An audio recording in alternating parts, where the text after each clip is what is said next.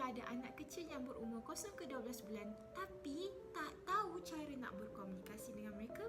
Tips yang pertama, anda boleh gunakan infant directed speech ataupun parentis ataupun juga dikenali sebagai motheris.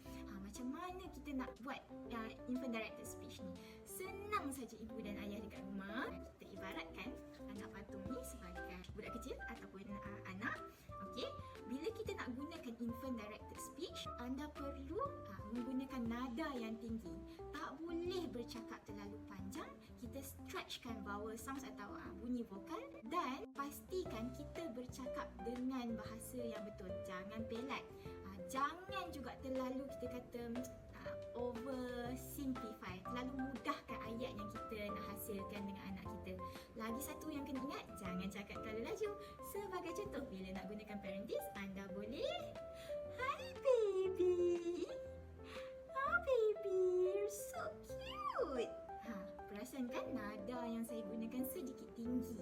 Bila kita vowel tu juga di-stretchkan sedikit panjang macam hi.